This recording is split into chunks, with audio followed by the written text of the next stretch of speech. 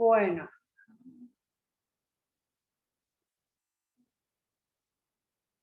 Mirando un poquitito dentro de lo que nosotros solemos hablar siempre, uno de los puntos más importantes que nosotros siempre hacemos énfasis dentro de Historia 1 son los periodos, ¿sí? Y aquí yo tengo una línea que me gustaría que ustedes vean, que es una línea de tiempo, ¿sí? En esta línea de tiempo nosotros tenemos algunos énfasis, ¿sí? Del año 30 al año 325, nosotros le conocemos al periodo antiniceno, o sea que antes del concilio de Nicea, ¿sí? Porque en el concilio de Nicea hay muchas modificaciones. Una de ellas lo es que Constantino es el que convoca a esta asamblea y no propiamente dicho los obispos en ese lugar. Constantino entonces convoca y por eso en ese del año 30 al 325 entonces conocemos como el periodo antiniceno. Pero del 325 al 1500 nosotros lo llamamos el periodo medieval, que está dividido otra vez en tres partes. Lo que ahora nosotros vamos a hablar es del año 800, que es la última parte, hasta lo que es la actualidad, ¿sí? Y lo que nos hace a nosotros el gran cambio del medieval a la reforma es lo que Martín Lutero hace, ¿verdad? Que es presentar las 95 tesis en la puerta de la iglesia de Wittenheim en Alemania. Y eso a nosotros nos da el periodo de la reforma. Pero también la iglesia católica no queda, como se dice, con los brazos cruzados con esta situación. Ellos hacen lo que es conocido la contrarreforma, que más adelante hacemos nosotros post-reforma, ¿sí? Porque cuando, y vamos a ser sinceros, cuando Martín Lutero hace su presentación propiamente dicho, Martín Lutero lo que quería era que la iglesia no haga más esas prácticas. Él no quería que se divida la iglesia. Él no quería que haya polémica, sino que lo que él quería era que los líderes religiosos católicos, apostólicos, romanos cambien. Por eso es que hace esas 95 tesis, ¿sí? Pero nosotros vemos que ellos le consideran a él como un hereje.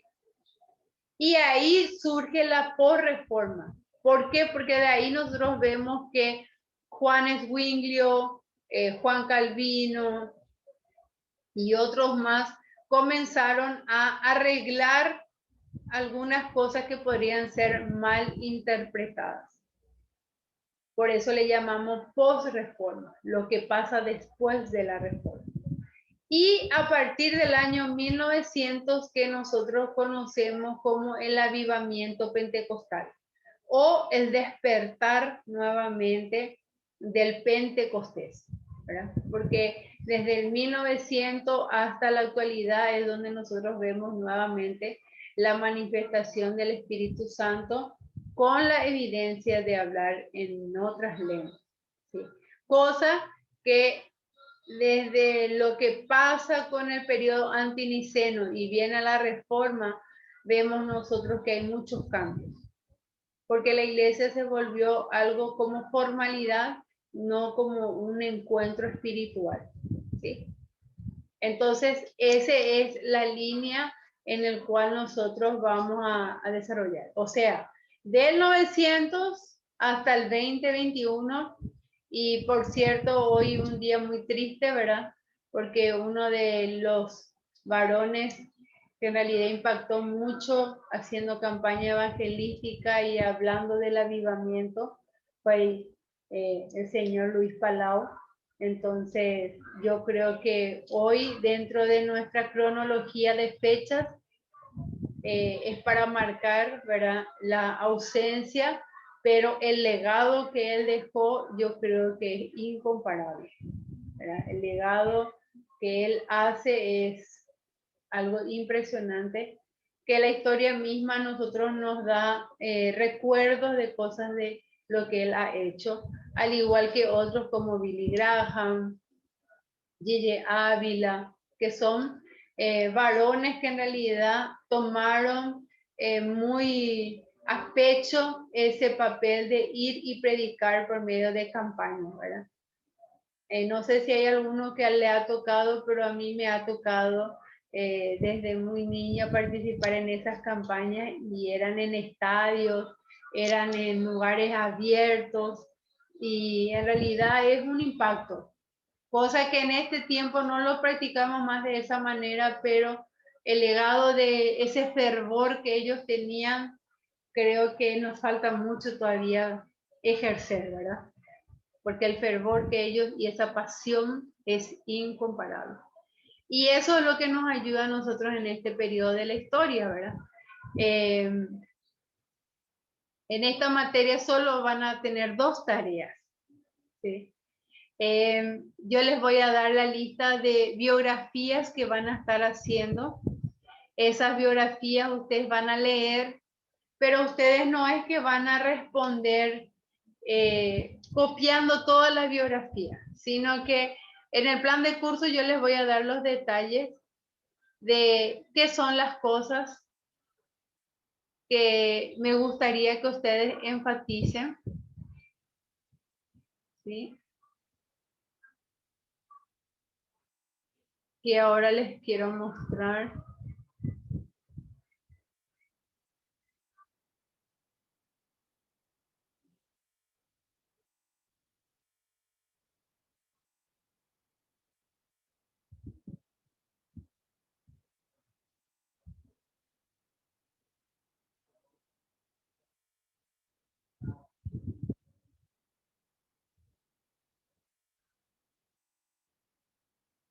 Primeramente es leer, yo les envié en el grupo 3 libros, ¿sí?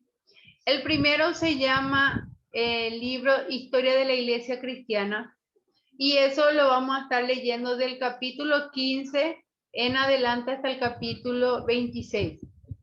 Eso lo vamos a estar leyendo y contando, leyendo un poquitito lo que es la historia de la iglesia de ese periodo a la actualidad.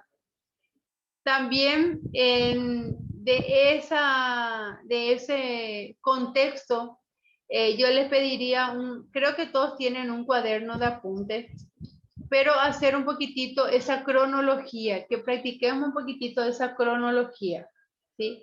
Desde la fecha que vamos a arrancar, vamos a hacer un esquema donde vamos a estar escribiendo fechas, ¿verdad? Y como lo hacemos de manera cronológica y lo vamos a empezar desde el año 800, entonces ustedes tienen que hacer en un cuaderno 800, 810, 820, 830, pero siempre entre uno y otro dejar 2 o 3 renglones, porque de repente hay algunas fechas que van a estar intermedia en esos años, entonces para poder insertar y así poder hacer un poquitito una cronología de fechas, de eventos, personajes que son muy importantes y que hacen un aporte. Entonces eso lo vamos a ir haciendo en clase, porque a medida que vamos desarrollando, entonces va a haber una fecha y entonces ahí van a tener que cargar. Y la siguiente tarea es hacer unas biografías. Son 3 biografías que vamos a estar dando en todo este periodo. Y en eso, ustedes lo que van a hacer es van a leer toda esa biografía. Y de eso, lo único que ustedes van a tener que anotar el nombre de esa persona que les fue asignado, la fecha de su nacimiento y de su muerte, los datos biográficos, ¿verdad? En el sentido de que ustedes me tienen que poner de qué familia es, si era casado, sus padres, qué es la información que ustedes encuentran de él. Y del material que ustedes quitan. Por ejemplo, El libro que yo les di, ustedes entonces van a decir, bueno, quité del libro de Historia de la Iglesia de Justo González, ¿sí? Y las páginas son de la página 310 al 340, ¿sí? Eso es lo que ustedes van a poner. Y escribir en 2 párrafos cortos.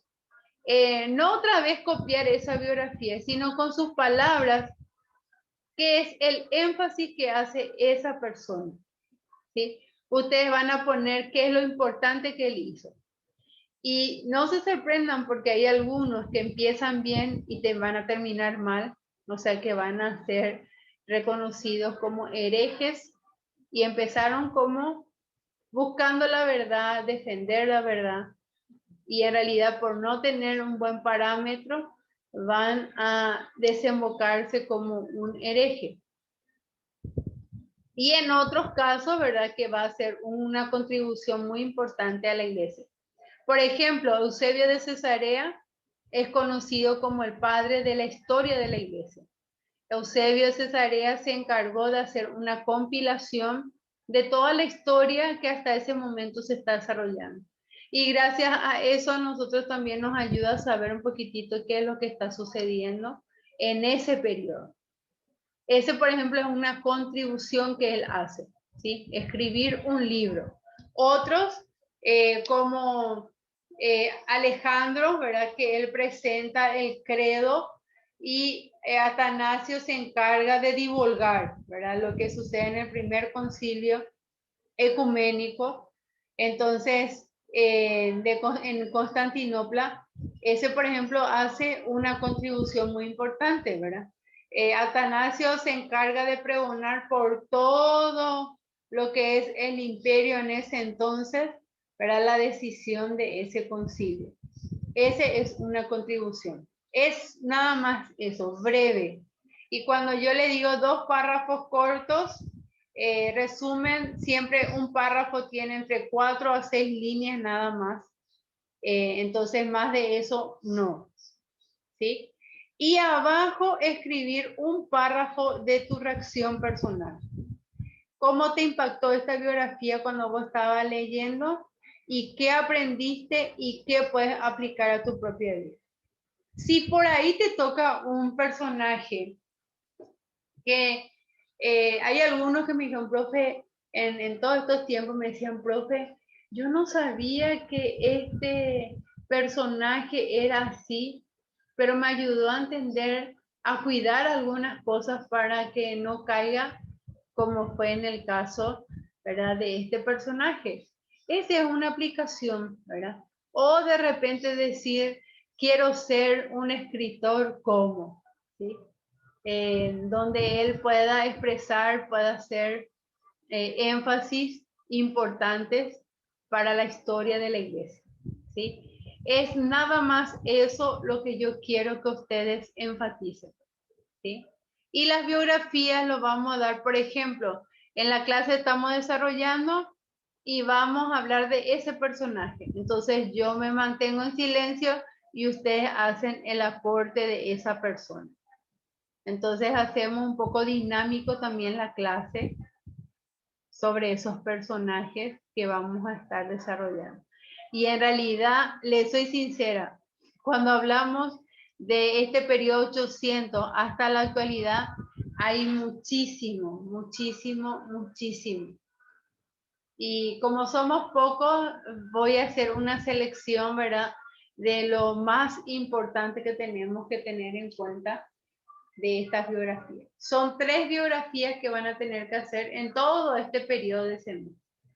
Lo que sí, en el caso de las lecturas del cuaderno, es para que ustedes, del libro, es para que ustedes tengan una idea de lo que estamos desarrollando en clase. ¿Sí? Entonces, ese es el énfasis cuando hacemos esta lectura del libro y las biografías. Y en la clase van a hacer la cronología para que estén a punto y así no se sientan, como se dice, distraídos. Entonces puedan tener siempre ahí a mano su libro. ¿Consulta hasta aquí? ¿No? Entonces, es la lectura del libro se llama Historia del Cristianismo de Fulbert, y yo les envié esos dos libros, ¿verdad? Que es de Justo González, en los cuales ustedes van a encontrar la biografía de varios de los personajes que yo les voy a estar dando. Entonces ustedes pueden leer de eso, y en todo caso, si ustedes quieren enriquecer desde otro, también yo les voy a dar unos links, ¿sí? Aquí abajo, ¿sí? Que son diferentes biografías donde ustedes pueden quitar información de uno de esos hombres que a ustedes les corresponde desarrollar. ¿Sí? Esta biografía yo les voy a recomendar y les voy a pasar todo en el plan de curso para que ustedes puedan tener. ¿Está? Profe, le hago una consulta. Sí. Entonces, para que me quede claro, los dos, o sea, el primer libro tenemos que leer desde el capítulo 15 al 26, o entendí mal, del primer libro. Sí. Los otros dos nos van a servir como referencia para las biografías. Así mismo, como auxiliares. Bien, gracias. Sí. Es más bien porque de repente hay algunos que no tienen tanta disponibilidad de libros, entonces ya ese es uno de los, para mí, mis escritores favoritos, ¿verdad? Dentro de lo que es la historia. Y de repente también pueden ir a las páginas en internet, ¿verdad? Pero no todos a veces encuentran lo que en realidad tienen que enfatizar de lo que yo les estoy pidiendo, ¿verdad? Entonces, por eso les doy esos dos libros de referencia o de auxiliar, ¿verdad? Para que ustedes puedan tener eso dentro de sus bibliotecas. ¿Está? Y cuando corresponda hablar de ese escritor, entonces ustedes van a estar presentando sobre eso. O sea, yo me callo y ustedes hablan. ¿Sí? Bueno, entonces, continuamos.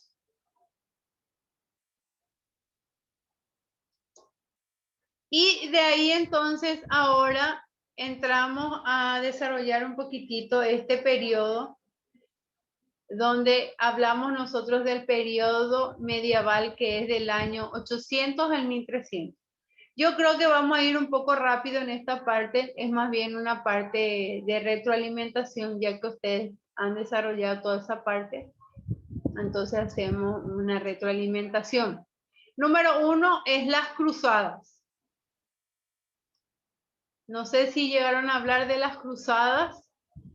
Las cruzadas eran peregrinaciones a la Tierra Santa, especialmente a Belén. Alrededor del año 1000 después de Cristo, el número de peregrinos aumentó, pero los musulmanes tenían el control de la Tierra Santa. Porque ustedes recuerdan que en el año 612 surge el Islam, y eso fue pregonándose, y muchos pueblos en ese entonces adoptaron eso. Y yo siempre digo eso, algo entre paréntesis. Fue muy fuerte el adoctrinamiento que ellos tuvieron, porque eso sigue vigente hasta el día de hoy en todo lo que es el Medio Oriente. ¿Sí? En toda esa zona vemos nosotros, y una parte de África, ¿verdad? Porque toda la parte norte de África tiene una influencia musulmana, y todo lo que es también Medio Oriente también es impactado, que hoy en día hablar del cristianismo, ellos lo tienen como, ¿cómo se dice? Como parte turística. Ellos dicen que eso me contaba una amiga que le dio la oportunidad de ir, y me dice, ellos te cuentan, te explican todo, me dice, pero muchos de ellos son musulmanes, me dice, y te sorprende porque ellos manejan la historia, pero lo hacen como algo turístico, no por lo que lo creen. Algunos peregrinos dicen que sufrieron opresión, robo y muerte en ese trayecto de peregrinación que ellos hacían a la Tierra Santa. Alejo, que era el emperador oriental, pidió ayuda al Papa Urbano II, ¿sí? Y ahí entonces se levantó la primera cruzada para liberar la Tierra Santa del poder musulmán. En el concilio de Clermont en el año 1095. Y ahí vemos que prometió una indulgencia plenaria a todos los que murieron en la empresa. ¿Qué quiere decir? Que le decía, bueno, todos aquellos que quieren participar de esta cruzada, la indulgencia, ¿qué era la indulgencia? ¿Alguien recuerda? Pagar para no entrar en el purgatorio. Sí, es un pago que se hacía para poder alcanzar el perdón, ¿sí? Entonces, ellos estaban prometiendo indulgencias sin pagar, ¿verdad? O sea, que iba a ser gratis. Y entonces ahí vemos nosotros que lastimosamente la historia nos cuenta que en esta cruzada participaron personas no cristianas, sino que eran personas de diferentes categorías como lo que robaron, mataron, lo que estaban huyendo, a cambio de, entonces ellos se unieron a él. Y si nosotros hablamos de lo que es propiamente dicho, las cruzadas se decía que eran soldados de la cruz. Entonces ellos usaron la Cruz Roja como su estándar. A raíz de estas cruzadas, ese es algo así entre paréntesis que le cuento. A raíz de estas cruzadas, donde en realidad se le hizo mucho daño, o sea, si los musulmanes hoy no le quieren al cristianismo, es por causa de estas cruzadas. Porque en nombre de Dios o en nombre de Jesús, y se hizo muchas barbaridades. ¿Por qué? Porque estas personas no le conocían a Dios, pero ellos atrás de esta indulgencia, ellos fueron a estos lugares y ellos hicieron muchas barbaridades. ¿Qué sucede? ¿Hasta qué punto llega esto?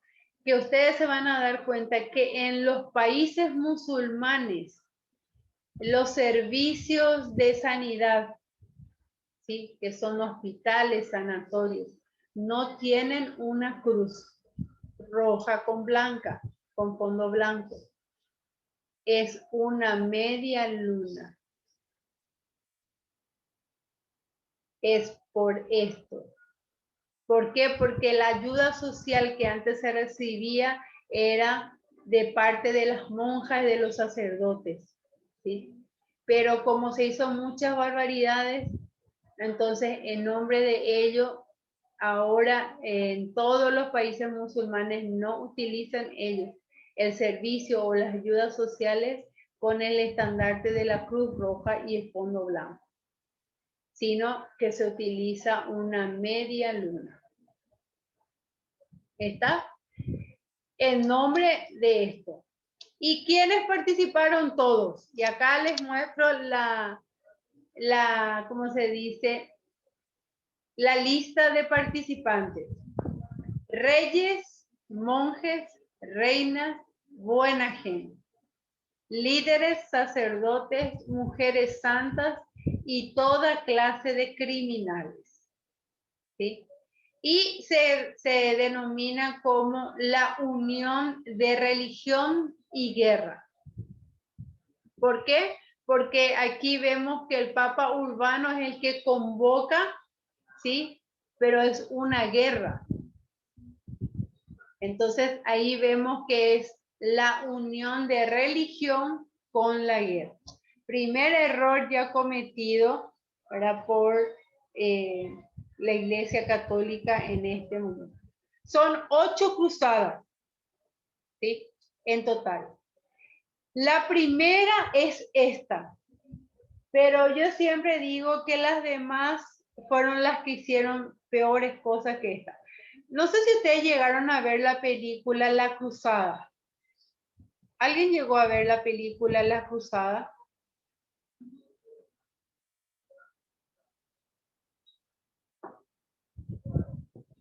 Hay una película que se llama La Cruzada y en realidad ese cuenta mucho lo que es la historia propiamente dicho de esta primera cruzada. Sabemos que tiene un poco de ilusión de la parte romántica y toda esa escena, pero lo que es propiamente historia, yo personalmente les digo que de todas las que yo vi, esta es la que hace un relato de cómo sucedieron las cruzadas específicamente para la toma de Jerusalén. Es una de las pocas, porque después hay otras que dan otro contexto, entonces personalmente hay que analizarlo mucho, pero este lo hace de manera muy sencilla, pero lo muestra muy bien, ¿sí? 8 cruzadas y vemos aquí que de estas 8 cruzadas, la primera cruzada es, y acá arrancamos con fechas, ¿sí? Que después espero que hagan en su cuaderno lo que le mencioné. Y entonces pone 1095, primera cruzada, o pueden poner inicio de la primera cruzada. Y en el año 1099, culminación de la primera cruzada. ¿Sí? Este fue promovido por Pedro el Ermitaño, ¿verdad? Sabemos que el Papa pone, ¿verdad? Como énfasis, ¿verdad? Una fecha, ¿sí? Y era agosto de 1096, pero vemos nosotros que esto se adelanta, ¿verdad? Por Pedro el Ermitaño. Y la gente comenzó a unirse antes y no quiso esperar a la fecha de agosto del 96. Entonces, antes de que la primera cruzada empezara oficialmente, ya había muertos entre 50,000 y 60,000 personas. La gente murió de guerras en el camino, enfermedades y hambre. ¿Por qué? Porque no estaban preparados.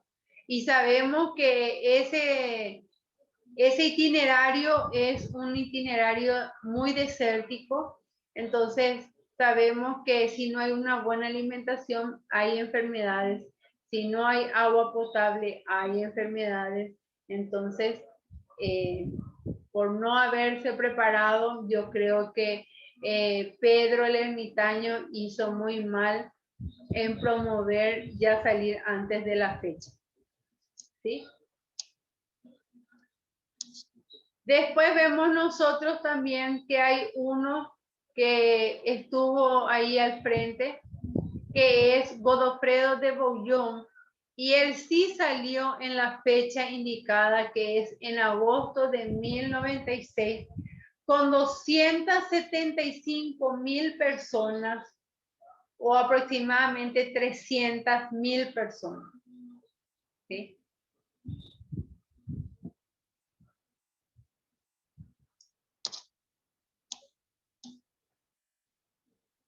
Y acá vemos entonces que Godofredo dice, cuando llegaban los musulmanes le estaban esperando, los cristianos tomaron la ciudad de Jerusalén el 15 de julio de 1099 a través de matanzas y rapiña violenta. Instituyeron un gobierno latino bajo Godofredo como rey. Y los cruzados regresaron a sus países dejando poco para defender la ciudad. ¿Sí? Y eso que hace debilitar nuevamente, o sea, lo que ellos conquistaron en este periodo del 99 se debilitó a raíz de no tener buena seguridad. ¿Sí? La segunda cruzada es en el año 1147, como unos 50 años más o menos después. El inicio es en el año 1147 y y culmina en el año 1149. ¿Sí? Duró 2 años. Y estuvo a cargo Bernardo de Claraval. Él es el que predicó la cruzada.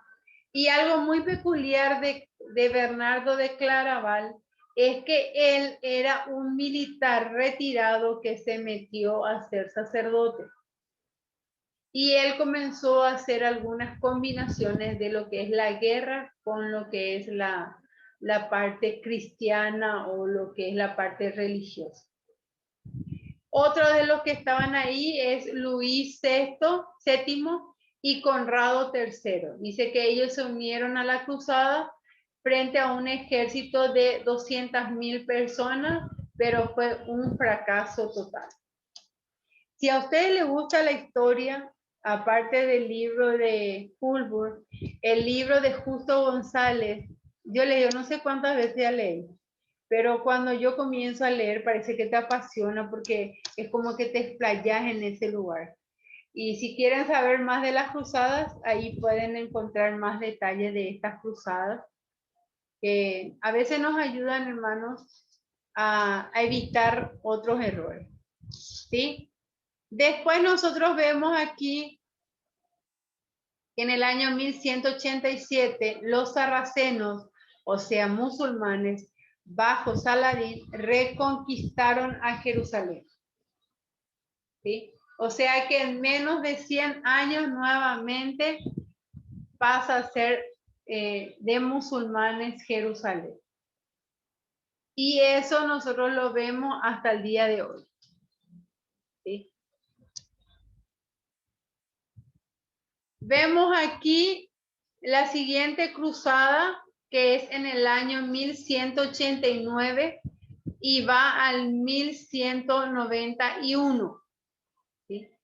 Conducida por 3 reyes: Ricardo de Inglaterra, Felipe II de Francia, Federico Barbarossa, que era emperador germano o alemán, comúnmente conocido. ¿Sí? Federico dice que se ahogó en el camino. Felipe y Ricardo dice que no podían trabajar juntos, no se entendían. Entonces dice que Felipe regresó a Francia y Ricardo obtuvo de Saladín su promesa de permitir a los peregrinos visitar al Santo Sepulcro. Y eso fue lo que estuvo vigente hasta el año de 1948, cuando nuevamente las Naciones Unidas le pone a los judíos nuevamente en Palestina, reconociéndole como la nación de Israel. Pero hasta ese entonces se cumplió esa promesa de que los peregrinos podían visitar, pero ya no le pertenecía a lo que es la conquista de las cruzadas. ¿Sí? El siguiente es la Cuarta Cruzada, que es en el año 1201 al 1204, que estuvo a cargo de Inocencio III, y en vez de hacer guerra contra los musulmanes en la Tierra Santa, atacaron, capturaron y saquearon a Constantinopla y establecieron el Imperio Latino de Constantinopla, y ahí nombraron un patriarca latino. No sé si ustedes recuerdan en la clase anterior cuando dieron que aquí se hizo un énfasis de la Iglesia Católica no es con Martín Lutero que se divide. La primera división que tiene la Iglesia Católica es en el año 1005. Es la división de Constantinopla con Roma. ¿Sí? Y de ahí sucedieron muchos eventos en el cual nosotros vemos que la Iglesia Católica en Constantinopla, muchas prácticas no era igual de la que hacía la Iglesia en Roma, la Católica Apostólica Romana. Conocida más adelante como la Iglesia donde ellos tenían patriarca, no papa. ¿Sí? Y ellos son conocidos, ¿verdad?, como una iglesia ortodoxa. No sé si llegaron a escuchar. Pero eso es lo que hacían. Pero este ataque que hace esta cuarta cruzada hace que se desvincule totalmente Constantinopla de lo que nosotros vemos con Roma. Y ellos están totalmente separados ya después de este evento. La sexta cruzada es conocida como una cruzada de niños. Arranca del año 1212, ¿sí? Y va dirigida por Esteban de Francia, un niño de 12 años. Y dice que él pregonó que se tenía que hacer esta cruzada y él consiguió tener 30.000 niños. Y dice que esperaban que el mar les abriera. O sea, que todos estos niños vinieron hasta el mar y en ese lugar ellos, este niño proclamaba, o sea, Esteban proclamaba que el mar se iba a abrir, así como fue en el Mar Rojo. Pero eso no aconteció, sino lo que aconteció fue que piratas le vendieron como esclavos. ¿Sí? Así que esta cruzada también es un fracaso total. La siguiente cruzada es la quinta, que abarca del año 1217 al 1222. Esta cruzada va dirigida por Juan de Riener y lleva el título de rey de Jerusalén y trataba de apoderarse de la ciudad, pero también fracasó. ¿Sí? La sexta cruzada fue en el año 1228 al 1229. Esta cruzada también tuvo sus puntos preponderantes, donde Federico II, quien había sido excomulgado 2 veces, condujo sin la bendición del Papa. ¿Por qué Federico fue excomulgado 2 veces? Porque él le dejó a su esposa para casarse con otra. Y en ese entonces no se permitía el divorcio. Entonces, como él se divorció de su esposa, el Papa le obligaba a él que él retorne con su esposa para poder recibir la bendición, cosa que no fue. Entonces él fue excomulgado 2 veces. Dice que Federico hizo algo muy peculiar, que él obtuvo sin derramar sangre un tratado que los cristianos recibieron, y acá se extendió eso que anteriormente lograron, que era recorrer Jerusalén, Belén, Nazaret y conocido como Gafa. ¿Sí?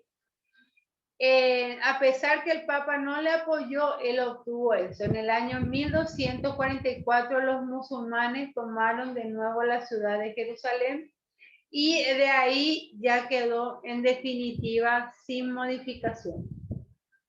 ¿Sí? Y les digo sinceramente que a raíz de todo eso es lo que nosotros vemos que ellos construyeron ahí su mezquita en el lugar donde está el templo en la actualidad. También vemos que la ciudad vieja está dividida en 4 partes, ¿sí? Que son los musulmanes, los judíos, los católicos y los armenianos. En 4 está dividido. ¿Sí? Y la séptima cruzada fue en el año 1248 al 1254. ¿Sí? Esta séptima cruzada estuvo a cargo de Luis IX de Francia, conocido como San Luis, y tenía algún éxito, pero enseguida fue tomado preso y rescatado por un gran precio. Así que en parte tuvo éxito, en parte no. Y la octava cruzada, que fue en el año 1270 al 1272, con Luis IX va acompañado Eduardo de Inglaterra. Pero aquí hay un evento muy importante que es conocido como la peste negra, donde murió el hijo de Luis y después Luis también, que era la peste negra, el cólera. ¿Sí? La cruzada fue un fracaso completo. Y acá miren, hermanos, la diferencia. Anteriormente la cruzada era para liberar al pueblo para liberar la tierra de Jerusalén, ¿verdad?, del poder musulmán. Cuando termina en el año 1272, la cruzada, su definición era cualquier guerra o persecución religiosa, incluso entre la iglesia o adentro de países cristianos. Totalmente modificado ya la palabra cruzada. De lo que empieza en el año 1085 a lo que vemos 1272. Totalmente modificado la definición de cruzada.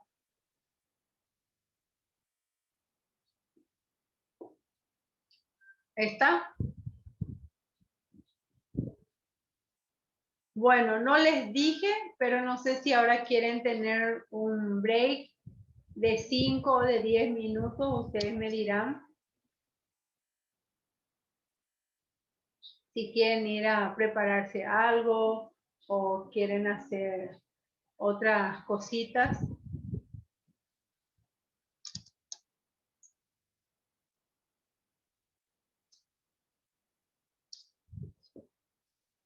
Están en libertad ahora. No sé si quieren 5 o 10 minutos.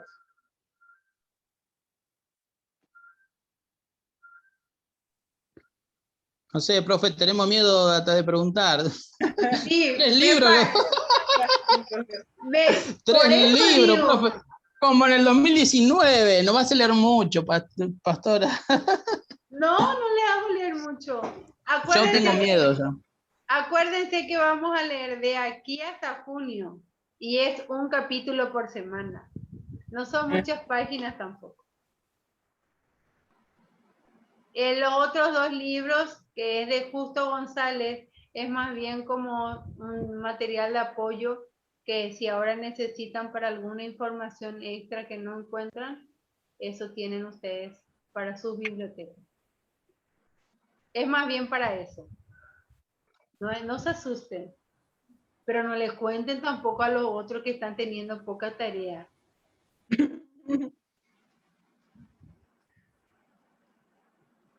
Pero pueden hacer su descanso, no hay ningún problema. Okay. ¿O no quieren tener descanso? Y si descansamos mucho, no sé si vamos a llegar con la tarea, profe, por eso. Queremos ahorrar todo ¿Hasta minuto. qué hora es la clase, profe? Hasta 9:40. Por eso, para mí conviene seguir, porque es tanto lo que tenemos. Sí. Sí. Espero que no estén aburridos. Es muy interesante, profe. Seguimos, profe. Sí, profe, seguí nomás. Es muy interesante, profe. Sí. Entonces continuamos. ¿O quiere descansar usted? Por eso. No, porque el otro grupo me dijo, profe, ¿a qué hora nos va a dar recreo? Me dijeron el otro grupo. Entonces yo le dije, y eso depende si quieren 5 minutos o 10 minutos. Ellos me pidieron eso, ¿verdad? Entonces yo ahora les pregunto si ustedes quieren ese receso de 5 o 10 minutos o continuamos.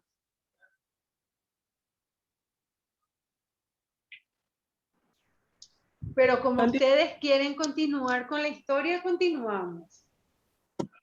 No sé si hay alguna pregunta hasta aquí, si en realidad ustedes en estos temas ya lo dieron o hay alguna cosa que... En realidad, profe, todos los años eso lo dimos, pero desde otra perspectiva. Eso es lo que pasó. se apuntó en otras áreas y no en el área, creo yo, ¿no? Porque algunas clases falté, pero en el área general.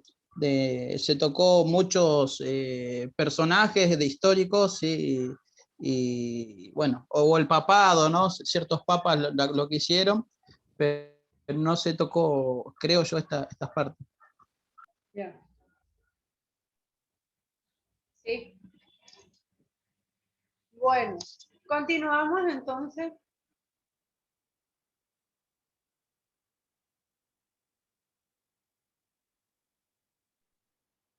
Bueno, entonces, si nosotros analizamos un poquitito, vamos a darnos cuenta que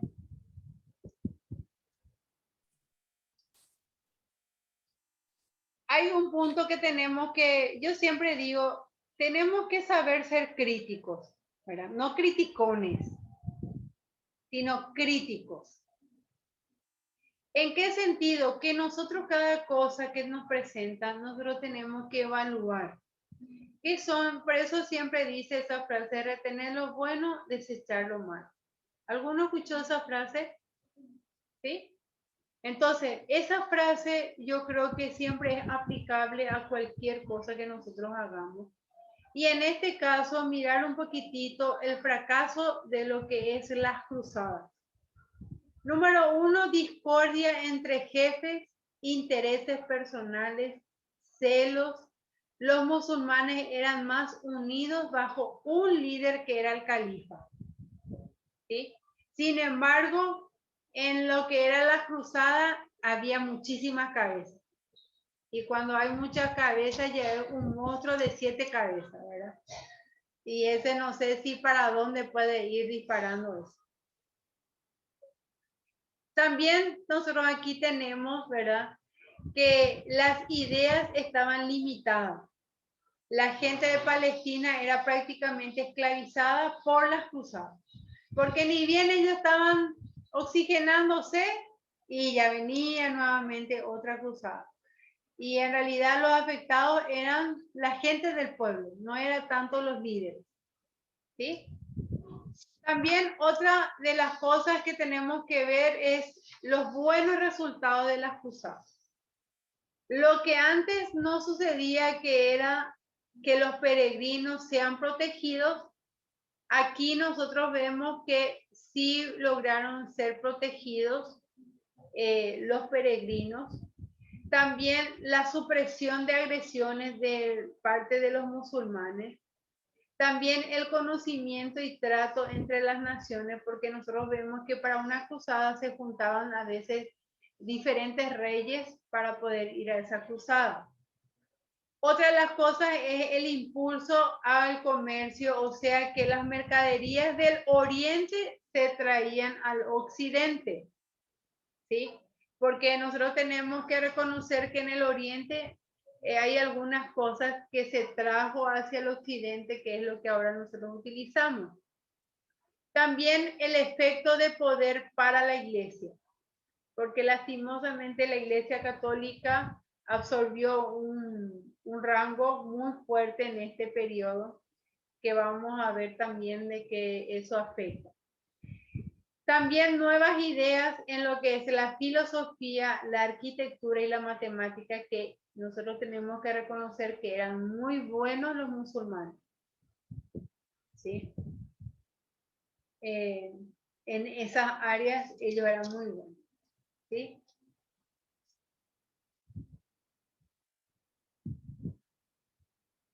¿Está?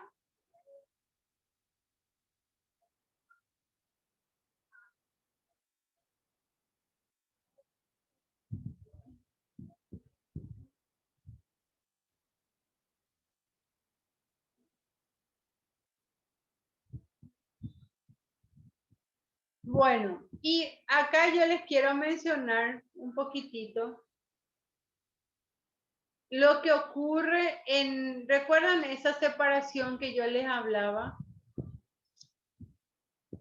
Que fue la separación definitiva en el año 1054 después de Cristo. Es la separación de la iglesia latina y griega. O sea, la latina eran la parte occidental donde estaba el Imperio Romano y la griega es la ortodoxa que hoy le conocemos. ¿Sí? La primera división luego que ocurre y que trae una secuela es cuando Constantino cambia su lugar de su residencia. Él vivía en Roma, pero él construye Constantinopla, entonces él se muda a Constantinopla, pero él ahí levanta un obispo también. Entonces siempre hubo una puja de poder entre estos dos, ¿sí? Entre lo que es Constantino, ¿sí? Que era el que se hacía lo que ellos querían. Entonces los obispos de Constantinopla eran sumisos. Pero vemos nosotros que los latinos que eran a raíz de que Constantino se fue a Constantinopla, el liderazgo asumió la Iglesia Católica. Entonces la Iglesia Católica era la que le mandaba a todos, a los líderes, al pueblo. Entonces, no sé si ustedes conocen, acá en Paraguay nosotros hacemos en guaraní que dice pa'i maje'i, o sea que es el sacerdote dice. Y cuando el sacerdote dice, todos se enfilan y obedecen. ¿Sí? Y nosotros acá tenemos esa frase. ¿Sí? Miremos algunas cosas doctrinales también que afectó dentro de lo que es esta separación de la Iglesia Católica. La primera separación. Una es una palabra que se introdujo en el credo niceno, que es filioque y del hijo, ¿sí? Que se refiere a la procedencia del Espíritu Santo. Y la latina entonces dice, procede del Padre y del Hijo. Y la griega dice que solo procede del Padre, ¿sí? Procedencia. ¿Sí? Y acá vemos cuáles son las diferencias. Recuerdan que yo les dije que hay una diferencia que va a marcar y eso lo vemos hasta el día de hoy. Primero, ¿sí? Causa en el gobierno y las costumbres. En la latina, el sacerdote debe afeitarse. En la griega, debe tener barba. No estoy hablando de los que están ahora en la clase que tengan barba y de los que se afeitan. No crean que son griegos algunos y otros son latinos. Yo le hago caso a los griegos, profe. Y no, por eso, no crean que es de esa tendencia, ¿verdad? Que no, porque dicen, no, yo me afeito porque soy latino, no, yo no me afeito porque soy griego, ¿verdad? Por favor, eso no es. En el caso de la misa en la latina se hacía en el latín y el vernáculo es el idioma que se manejaba ahí en el pueblo de Constantinopla. ¿Sí? O sea que era el idioma nativo. ¿Sí? Y por eso nosotros vemos, no sé si en Argentina, pero aquí en Paraguay, yo creo que hasta el año 1980 las misas se hacían en latín. No sé si hay alguno que, no sé si en Argentina era así, si tienen alguna referencia sobre eso, pero aquí en Paraguay hasta finales de los 80, aquí las misas católicas se hacían en latín. ¿Sí? Después vemos nosotros que comienzan a ver y que ahora ya es en el idioma del pueblo, o sea, el vernáculo. ¿Sí? Dice, matrimonio para los clérigos, en la latina no. En la griega sí, para los niveles bajos. También la adoración de imágenes. Ellos decían que era sí a todas las imágenes. Sin embargo, la griega decía que cuadros sí, estatuas no. Porque ellos decían que los cuadros era para poder presentar y mostrar por medio de eso, hacer enseñanzas ilustrativas. Por eso yo decía un cuadro sí, pero las estatuas no. Sin embargo, la latina era todo sí, cuadros, estatuas, y por eso vemos nosotros las iglesias actuales que hay en cuadros o hay en imágenes. La levadura para el pan en la misa, en la latina no, ¿sí? En la griega sí. Por eso es que nosotros vemos que en la latina hasta el día de hoy es la hostia, que es agua y harina, sin levadura. Sin embargo, en la griega es comer un pan, ¿sí? El ayuno el día sábado, en la latina era sí, en la griega era no. ¿Sí? Ahora, en el tema de imágenes, un método muy importante que decían los latinos era para evangelismo y enseñanza. Pero nosotros vemos que en realidad era una imposición, no era un evangelismo. ¿Sí? El concilio de Nicea en el 787 aclara este punto. ¿Sí? Si se pueden ser adorados. ¿Por qué? Porque los musulmanes no tenían imagen. Los musulmanes tenían un solo Dios. ¿Sí? Entonces, ¿qué hacía? Ellos tenían la presión de por qué ustedes tienen tantos dioses. ¿Por qué ustedes tienen tanta adoración? Entonces, a raíz de eso, el concilio decide que no se puede adorar, sí venerar.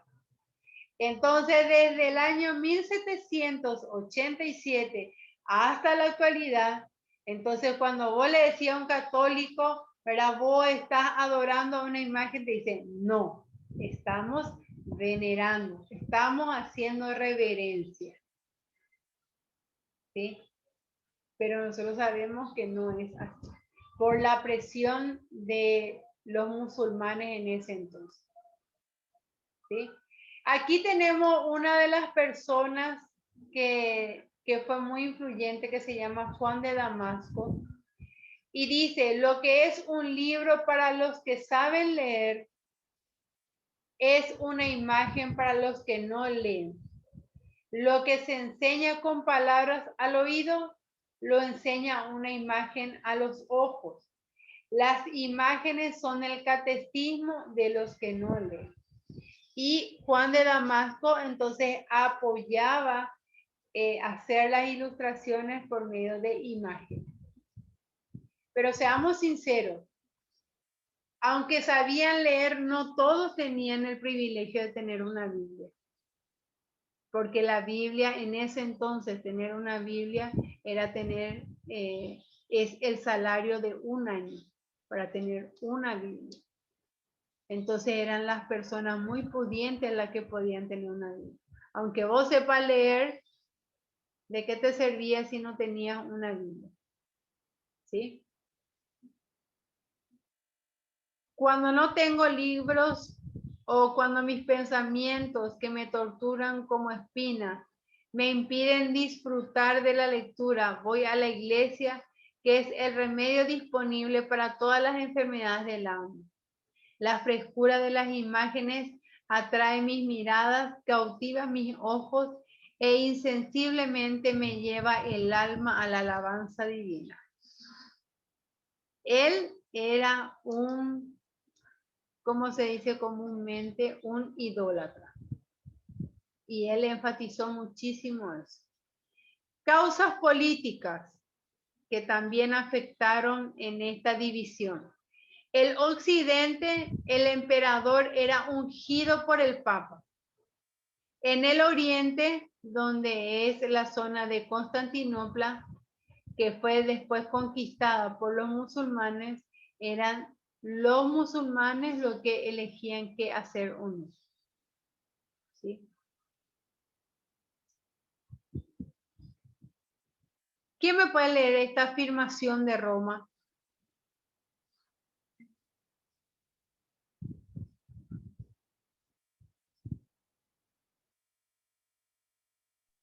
Leo, se dice que el patriarca de Constantinopla no quiso tener ningún obispo sobre él, mientras el Papa de Roma no quiso tener ningún obispo igual a él. Así mismo. Entonces, vemos nosotros que siempre había esta rivalidad, como comúnmente se dice. ¿Sí? Y la separación oficial, entonces, en el año 1054 después de Cristo, el patriarca de Constantinopla, llamado Miguel Cerulario, condenó el uso del pan sin levadura, y el Papa León IX envió un legado, ¿sí?, a Humberto, porque nosotros tenemos que tener en cuenta que en Constantinopla estaba la iglesia más hermosa en ese entonces, que es conocido como la Santa Sofía.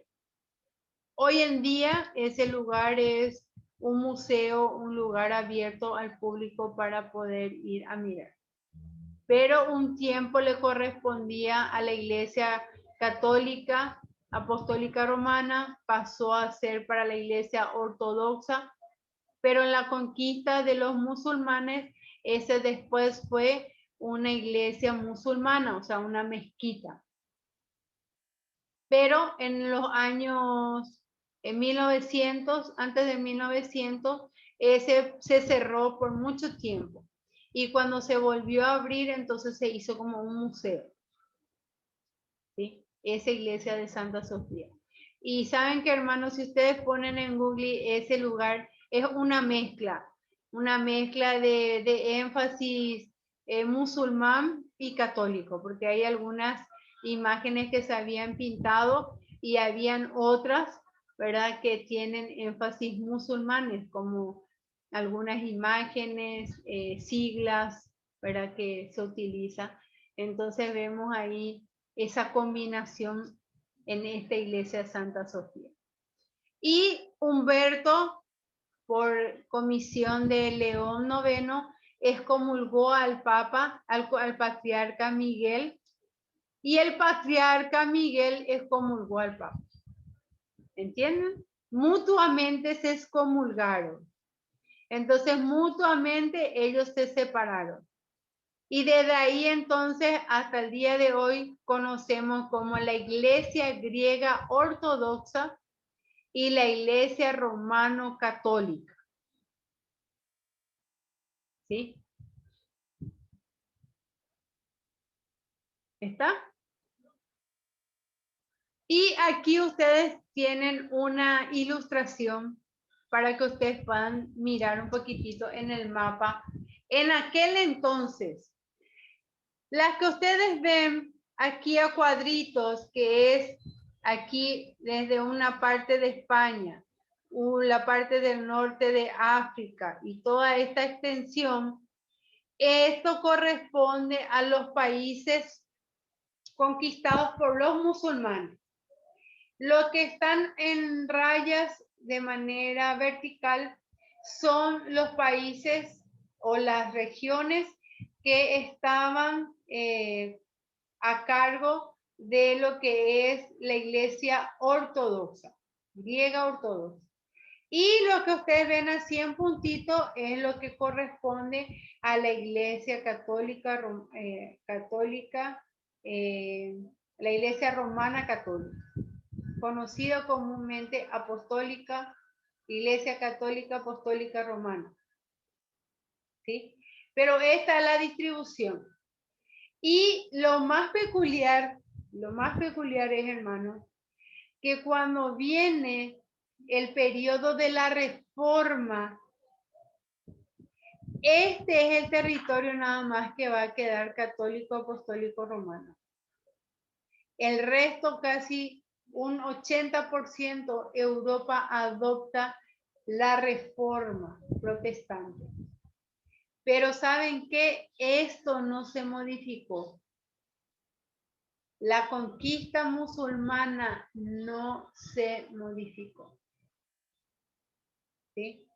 Sino que se amplió mucho más. ¿Sí? Porque este es lo que hoy en día nosotros lo conocemos como Turquía. Y acá nosotros tenemos las 7 iglesias. Y esto es un lugar turístico, pero le corresponde a Turquía y Turquía hoy es un país musulmán. Entonces, este límite es lo que hace que ellos tengan todo este territorio y por eso es que en las misiones se habla de la ventana, primeramente hasta el año 2004, 2005 se hablaba de la ventana 10-40, o sea, del meridiano 10 para arriba, 40 para abajo era musulmán. Hoy se está hablando de la ventana 20-20. ¿Qué quiere decir? Que del meridiano 20 para arriba y del meridiano 20 para abajo corresponde a toda la conquista musulmana. ¿Eso qué quiere decir? Que muchos países europeos están adoptando la cultura musulmana.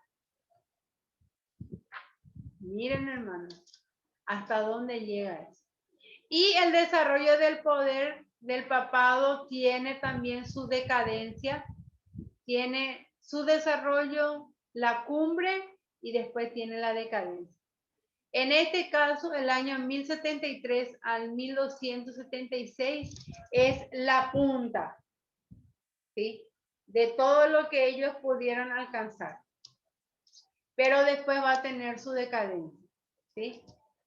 El crecimiento es en el año 1590 al 1073. Y la culminación es en el año 1073 al 1216 entre Hildebrando e Inocencio III. Ellos fueron los que hicieron ya la decadencia. Hablaron, me supongo que hablaron todo esto en la parte del papado. ¿Sí o no?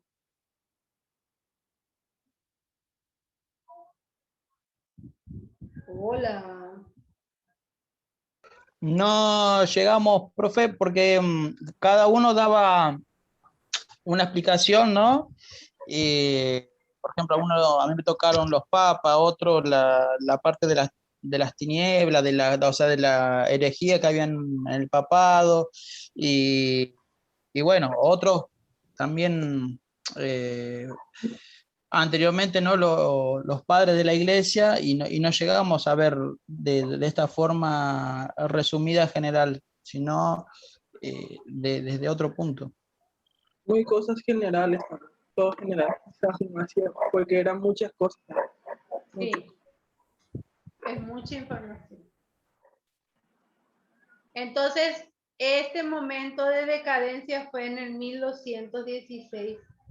Y en realidad, seamos sinceros, la Iglesia Católica no se fue al mazo, porque Isabel la Católica, que vamos ahora a hablar, agarró tan fuerte, por eso es conocida como la Católica, y eso hizo que en la conquista que se hace aquí en estas tierras nuevas, es lo que hace que se mantenga esta religión católica apostólica romana.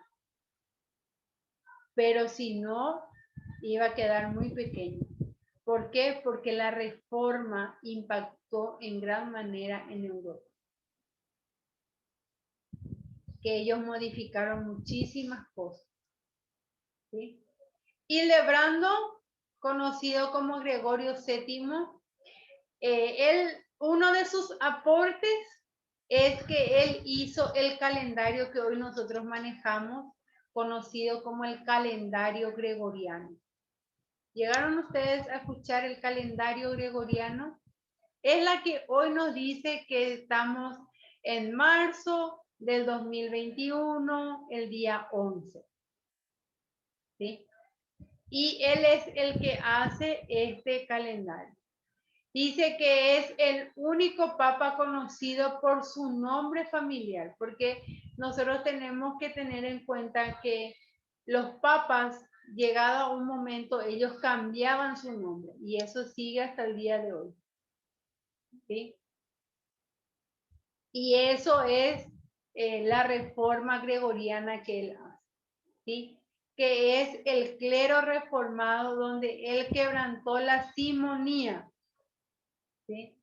¿Qué es la simonía? El pago de impuestos, ¿verdad? Para estar en la iglesia. También él levantó normas de moralidad. Y una de eso es que él apoyó el celibato al sacerdocio. ¿Sí? ¿En qué sentido? No es porque decía que quería que el sacerdote se mantenga santo, puro, ¿sí? Sino que en realidad en esta reforma él se dio cuenta que los clérigos o los sacerdotes, si eran casados y tenían familia, era más costoso mantenerles a sus familias y a él en ese cargo que cuando es solo.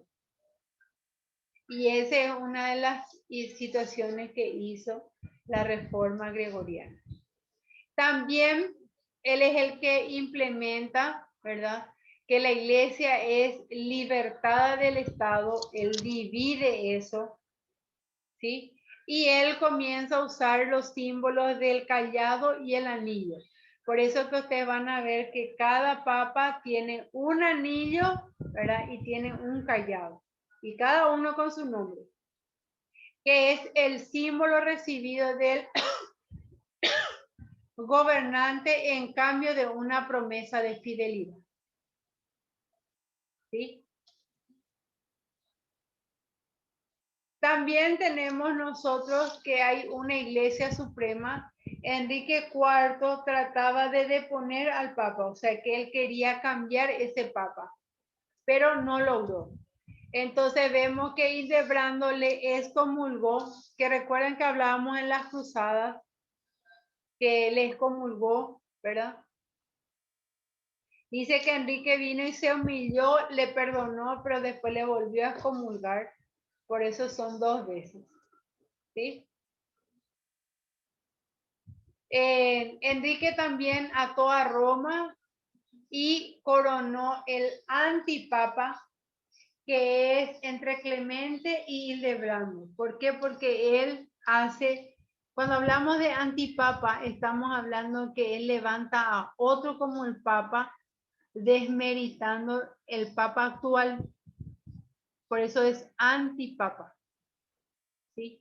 Y Enrique entonces, porque sabemos que Hildebrando le perseguía mucho a él, entonces él levanta otro y este es Clemente y le manda al exilio a Hildebrando y él muere en el exilio.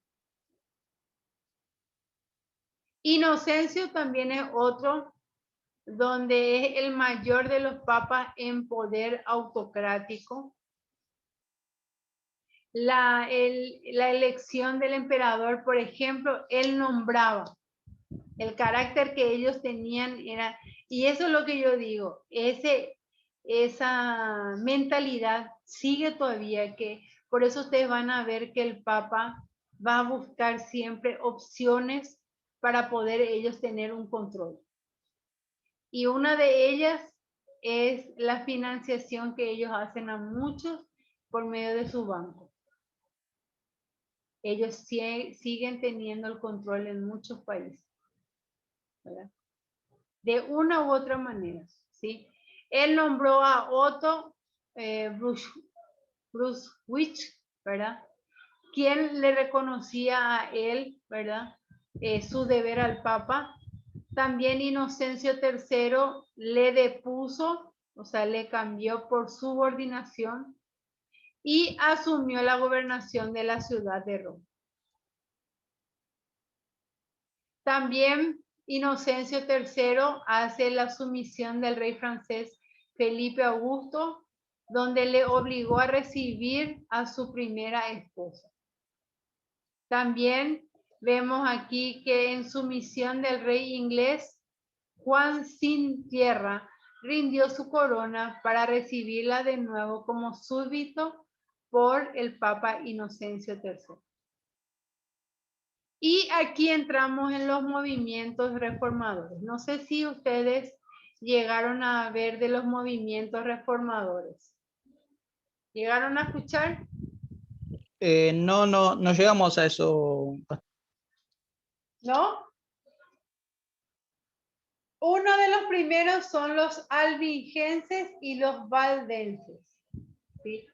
Que fueron, por eso yo les digo, la reforma que Martín Lutero hace es de todas estas personas que comenzaron a mover, ¿verdad? A mover eso que estaba ahí. Yo siempre digo, comenzaron a mover las cenizas, ¿verdad? Y yo creo que lo que hace Martín Lutero es ponerle nueva leña y que se prenda nada más.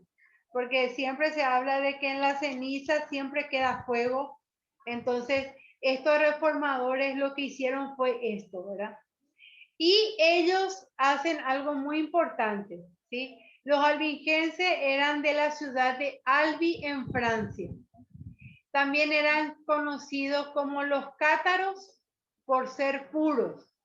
Querían regresar a la fe del Nuevo Testamento y se oponían a las doctrinas del purgatorio y a la adoración de imagen.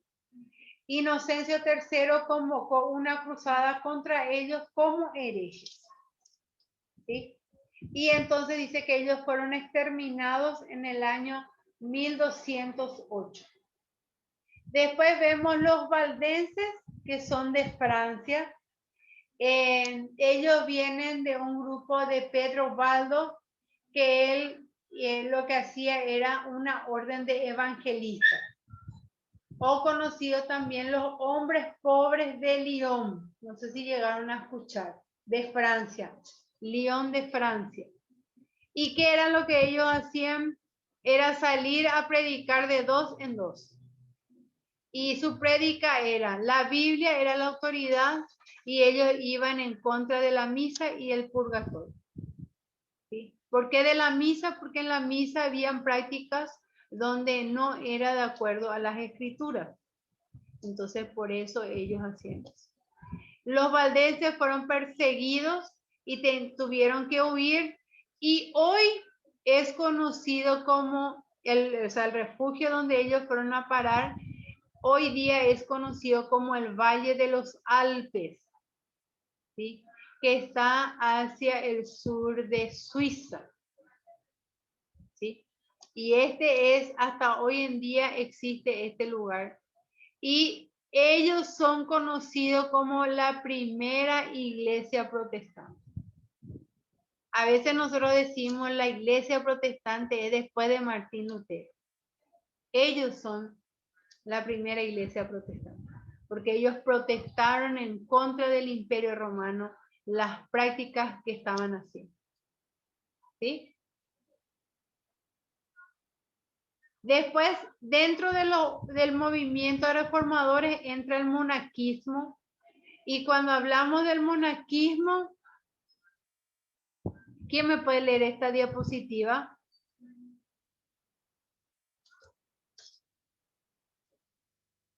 Darío. Sí, a través de toda la era de las tinieblas siempre había quedado encendida la chispa de los ideales evangélicos, los nobles que guerreaban entre sí, los miembros de los diversos partidos que se disputaban el papado y los siervos que en fin de cuentas preveían el sustento de Europa eran todos cristianos. Llamarles cristianos de nombre sería inexacto, pues su fe, aunque quizás errada o inoperante, y ciertamente demasiado desentendida de los designios de Dios para la historia humana, era sincera. Se trataba más bien de personas para quienes la fe era el modo de ganar el cielo y a quienes ese cielo les parecía tan real como la tierra en que vivían. Para ellos, la salvación del alma era el propósito último de la vida humana y por ello los más atroces atropellos que excusaban sobre la base de su justificación eterna. Pero la época era oscura y turbulenta. En medio de las rapiñas de los nobles, los sufrimientos de los oprimidos, la ambición de los prelados y las invasiones de los húngaros, dicen normandos y sarracenos, las almas parecían peligrar. El pecado abundó, otro camino le quedaba al cristiano de aquella época, pues que la vida del común de la gente se estaba llena de desasosiego, violencias y tentaciones de toda clase. ¿Por qué no apartarse de ella y perseguir la senda del monaquismo? Durante toda la era de las tinieblas, la vida monástica, a ver, ahí no veo, la vida monástica, después de monástica que dice, ahí está, ejerció una fascinación constante sobre los espíritus más religiosos. Así que ese era el monaquismo. Eso era lo que originalmente surge y de ese grupo nosotros conocemos los franciscanos, los dominicanos, ¿sí? Después conocemos nosotros un grupo vasto de monasterios que se levantan, pero era con esa intención de elevar un poquitito esa parte espiritual, que para ese entonces estaba totalmente distorsionada. Así que nos quedamos aquí y reconociendo una vez más que todo lo que empezaron tenían una buena intención, ¿sí? Lastimosamente es los discípulos, ¿verdad? Que es lo que yo siempre digo. El discípulo o puede ser para bien o puede ser para mal, ¿sí? Pero en realidad los que empezaron este periodo siempre era con una intención de hacer lo mejor para Dios. Y eso es lo que aprendemos siempre, ¿verdad? Que por medio de la historia yo siempre digo que aprendemos es a evitar errores que se cometieron en ese tiempo. Porque seamos sinceros, la historia hasta el día de hoy para mí es cíclica, va en círculo. Llega un momento y se vuelve a repetir. Lo que cambia es la vestimenta, pero la idea, los conceptos siguen vigentes. Entonces, cuando nosotros identificamos, podemos sanar eso y cuidar que no se vuelvan a repetir. Amén. Y perdón, les comí 10 minutos de su tiempo. Entre el recreo y ahora 10 minutos son como 20 ya, profe. Sí, 20 minutos le comí. Perdón. Pero espero que le haya ayudado esta clase. Nos vemos en la semana siguiente. Que el Señor les bendiga y enseguida les mando el plan de curso para poder que ustedes tengan ese margen y puedan ir haciendo sus lecturas. Yo les voy a mandar también una hojita donde ustedes van a ir marcando los capítulos que van leyendo. Es un capítulo por semana. No va a ser todos los capítulos, ¿verdad? Y siempre es más bien para que ustedes puedan entrar y poder sentirse cómodos con esa parte que vamos a ir desarrollando, ¿sí? Que no se sientan así como, ¿qué es eso? Y después cuando lean su libro van a decir, ah, eso era lo que la profe hablaba, ¿verdad? Como va a suceder ahora, ¿verdad? Que van a leer el capítulo 15 y van a decir, ah, eso es lo que la profe hablaba, ¿verdad? Bueno, que el Señor les bendiga ricamente, que tengan un descanso reparador y nos vemos la semana siguiente. Bendiciones. Bendiciones. Chao, bendiciones, muchas gracias, profe. Bendiciones. Chao. Chao, chao. Chao, chao. Chao, chao. Bendiciones.